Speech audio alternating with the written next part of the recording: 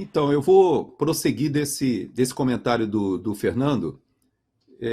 Me parece que nós estamos diante de uma operação já há algum tempo, com vários episódios de cortina de fumaça, de desvio da atenção, de se criarem alguns fatos que afastam a opinião pública e os olhares de alguns eventos que são bastante contrários, né? Ou, de certa forma, que poderiam prejudicar não só o governo, como o próprio ministro Alexandre de Moraes.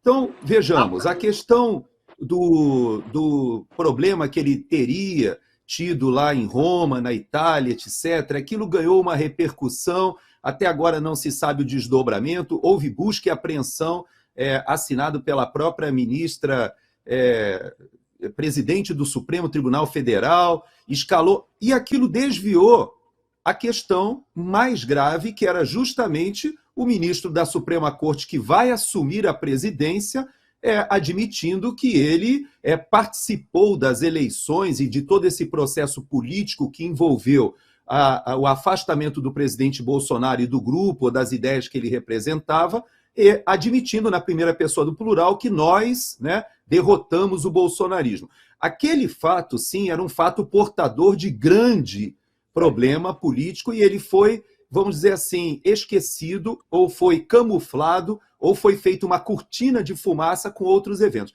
Esse mesmo problema acontece agora com a Carla Zambelli. Se nós percebermos também o ministro da Justiça vindo a público, falando, desenterrando a questão do caso Marielle, e a gente pensando que haveria ali uma grande revelação, e quando, na verdade, ele traz dados que, inclusive, associam ao próprio Lindbergh Farias, associa até a campanha para o presidente Lula. É uma coisa meio estranha, mas o fato é que causa mais confusão e polui o ambiente informacional. Então, da minha perspectiva, que sou assim, um analista, né, das operações psicológicas, da utilização, né, da mídia jornalística, muitas vezes para desviar a atenção, nós temos alguns fatos portadores de grande indignação que podem levar a população de volta para a rua.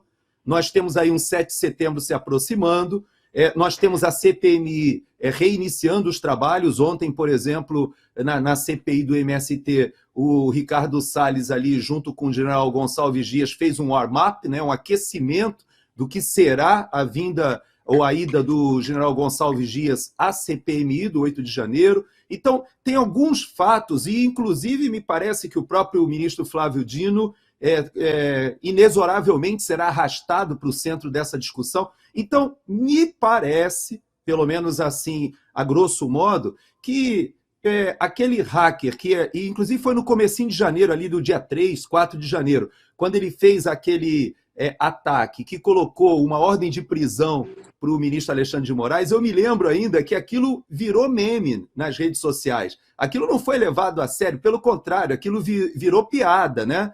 E, de certa maneira, seria uma demonstração da fragilidade do sistema ou dos servidores, né, do TSE, alguma coisa nesse sentido. Há uma acusação, inclusive, leviana, me parece, de que o presidente Bolsonaro teria conversado com esse hacker e perguntado se ele realmente seria capaz de alguma maneira, ingressar numa urna, né?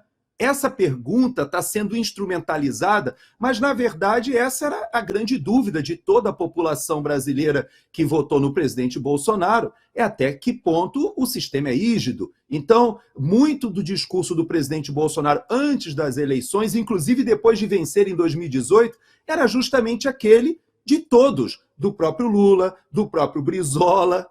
Vê que a discussão é antiga, né? Do PDT naquela época, do próprio Renan Calheiros, todos esses um dia, e do próprio Flávio Dino, todos eles já desconfiaram desse sistema algum dia. Por 5 vezes esse assunto já foi pacificado no Congresso Nacional e até hoje nós estamos nas idas e vindas. Então, e parece que esse questionamento sobre a rigidez do processo, ele é natural. E se tem um hacker que diz que é capaz de demonstrar essa fragilidade, talvez tenha sido nesse contexto. Agora, uma coisa eu sei, efetivamente, esse me parece ser mais um caso de cortina de fumaça.